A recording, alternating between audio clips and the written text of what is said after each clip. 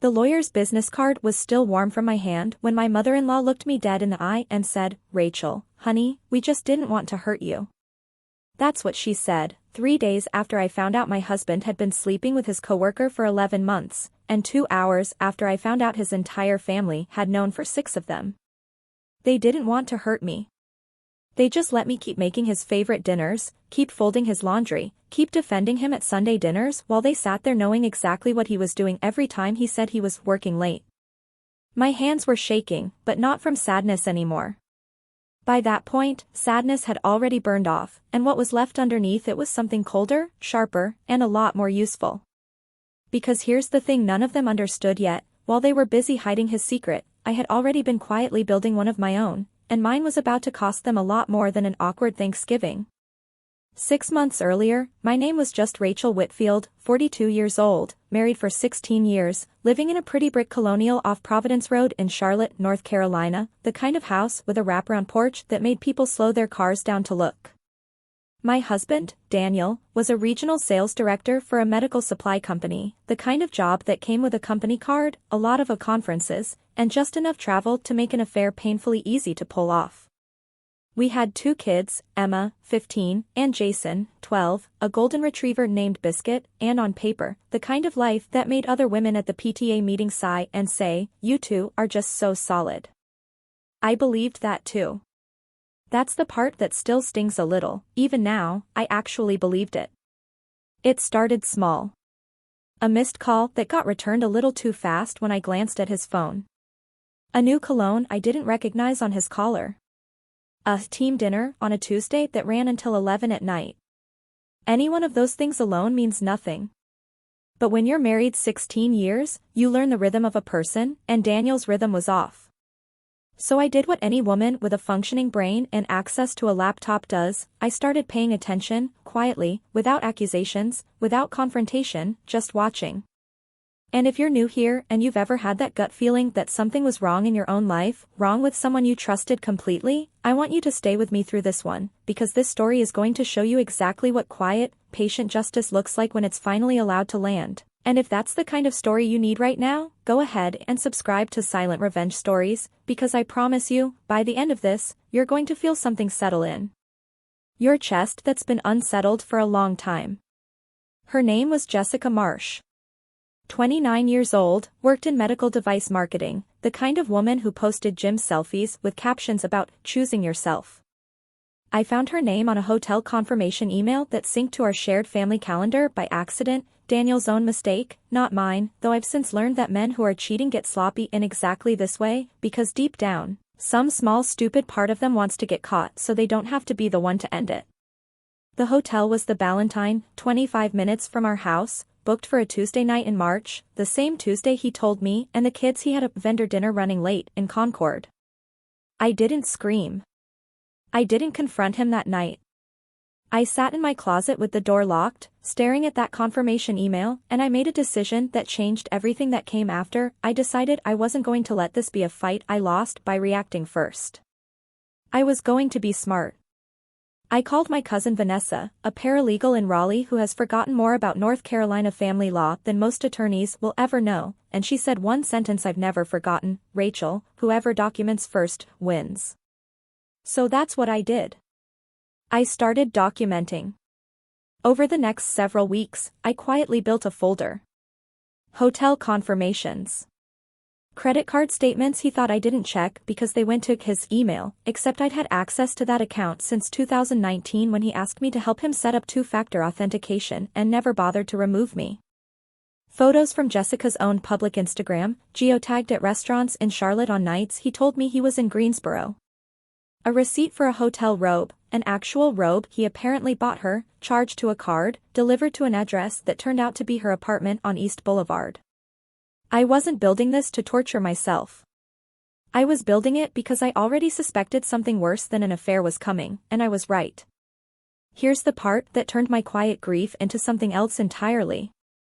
In April, I was at my sister-in-law Karen's house for a birthday party for her son, and I overheard her in the kitchen on the phone with my mother-in-law, Linda, not realizing I'd stepped in for more ice. Karen was saying, "I know, but if Rachel finds out now, right before the Myers account closes, Danny's going to lose his mind, and we can't have that happening before the promotion goes through. I stood frozen behind that kitchen island for maybe 4 seconds, but it felt like 4 years. Because that sentence told me everything. Karen knew. Linda knew. And they weren't protecting me from pain, they were protecting Daniel's paycheck. My husband's family had turned my marriage into a logistics problem to be managed around a sales quarter. I want you to imagine that feeling, if you've never had it, the moment you realize the people who call you family, who hug you at Christmas and text you love you after every phone call, have been quietly choosing someone else's comfort over your right to the truth. It doesn't just break your heart. It reorganizes your entire understanding of who's actually on your side. And that's exactly what happened to me standing in that kitchen with a bag of ice melting in my hands. I didn't say anything that night.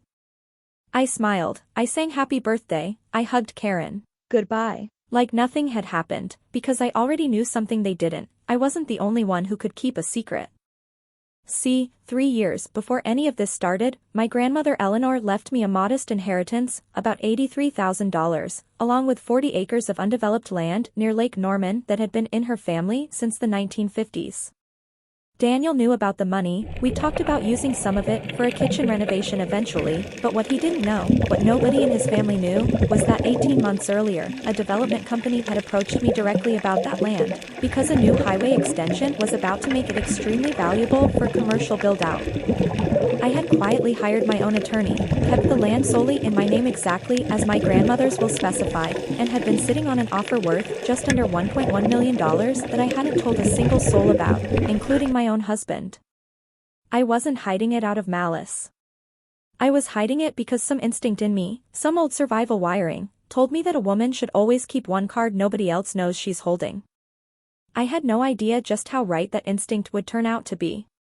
So while Daniel was sneaking around with Jessica Marsh and his family was managing my emotions like a quarterly budget line, I was quietly finalizing the sale of that land, moving the proceeds into an account under my maiden name, and consulting with a divorce attorney named Patricia Ainsley in Uptown Charlotte, just to understand my position, hypothetically, of course. Patricia looked at my documentation folder, the hotel receipts, the credit card statements, the messages, and said something I'll remember for the rest of my life. Rachel, most women come to me after they've already lost the leverage. You still have all of yours. That sentence lit something in me that had nothing to do with revenge and everything to do with self-respect. By early May, I had everything I needed.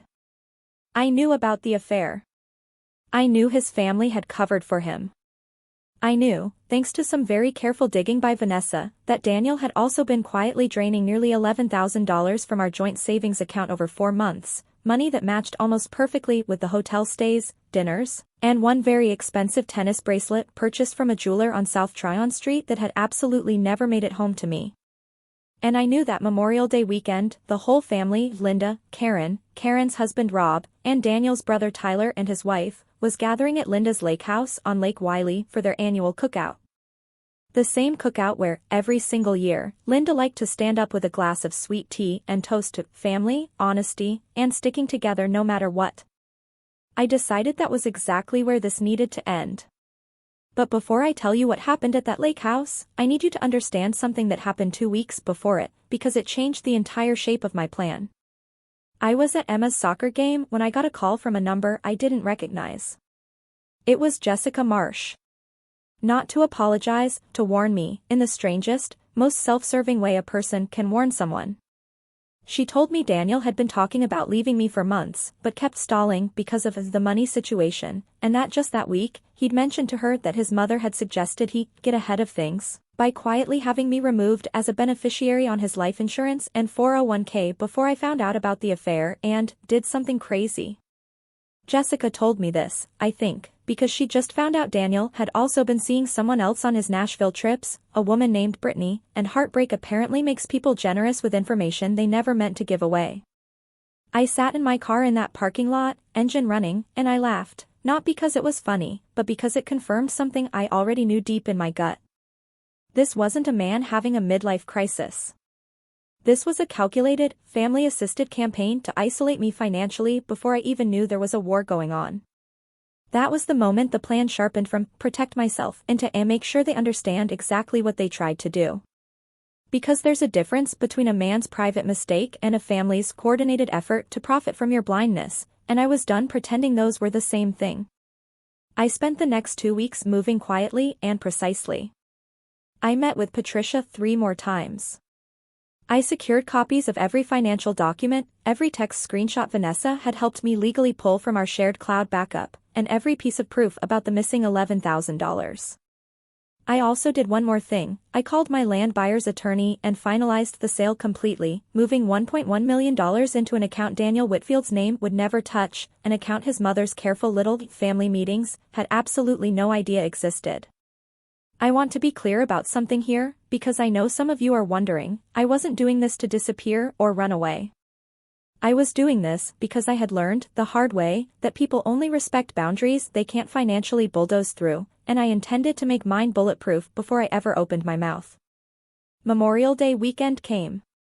The lake house smelled like charcoal and sunscreen, kids were jumping off the dock, and Linda was in her element, holding court on the back porch in a floral sundress, telling everyone how proud she was of her family. Daniel was relaxed in a way he hadn't been in weeks, laughing with his brother, completely unaware that I had spent the drive up going over every document in my folder one final time in my head. Karen kept glancing at me with this strange, guilty softness in her eyes all afternoon, like she wanted to say something and kept swallowing it back down. She had no idea I already knew exactly what she'd been swallowing for 6 months. Dinner was at 7. Grilled chicken, corn, Linda's famous peach cobbler cooling on the counter. And right as everyone settled around that long wooden table, right as Linda stood up with her glass of sweet tea to give her annual toast about family and honesty, I set my phone down in the center of the table, screen up, and I said, calmly, before you toast to honesty, Linda, I think everyone should actually hear some. The table went quiet in that particular way only a family can go quiet, the kind where forks stop halfway to mouths and somebody's chair creaks too loud in the silence. I opened the first document. The Ballantine Hotel confirmation.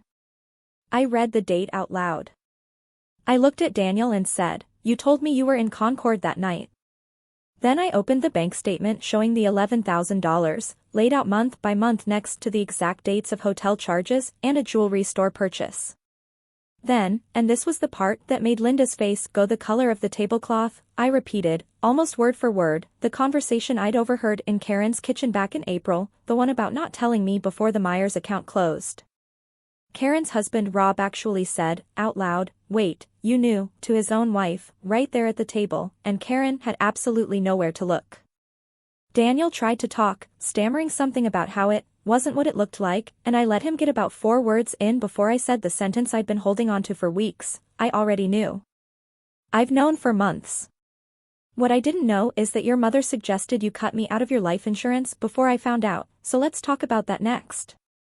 Linda's glass of sweet tea just sat there, untouched, condensation sliding down onto the tablecloth, while I watched a woman who'd spent 16 years positioning herself as the moral center of that family realize she had absolutely no defense for what she'd done.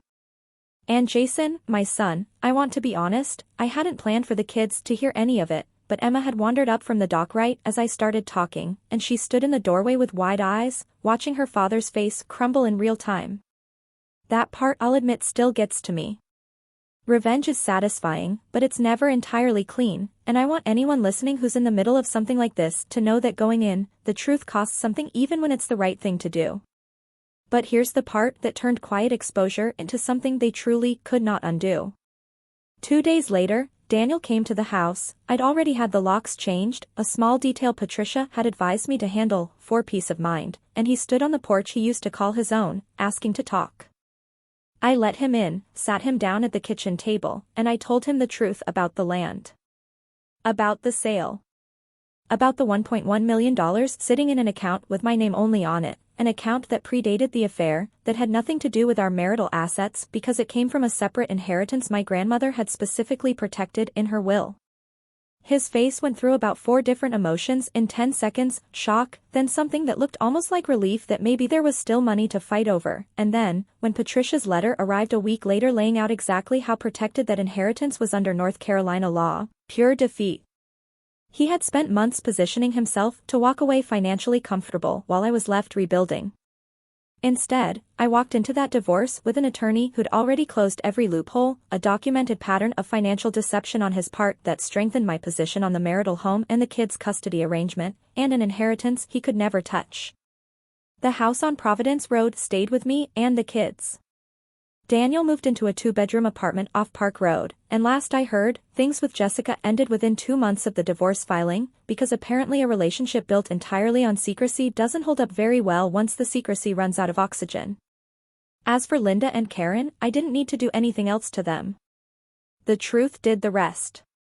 Karen's marriage to Rob went through its own rough patch after that dinner, because trust, once a person sees how easily their own spouse can help hide something like that, doesn't rebuild overnight.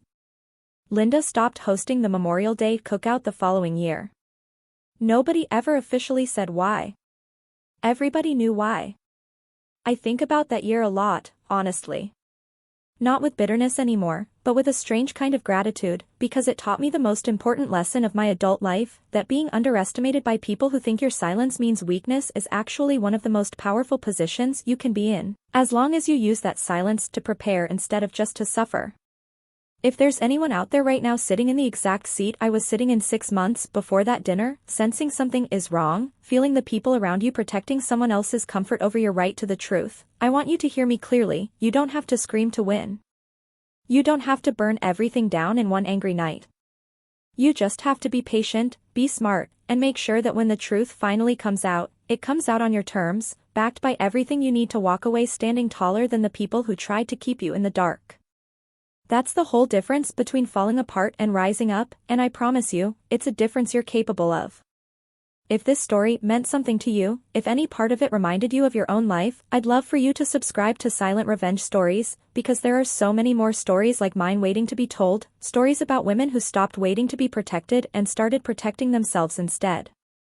And before you go, I really want to hear from you in the comments. What would you have done differently in my position, or what's the lesson from a betrayal in your own life that changed the way you move through the world now?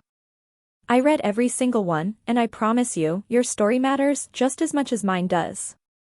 Take care of yourselves out there, and remember, the quietest revenge is often the one nobody sees coming until it's already done.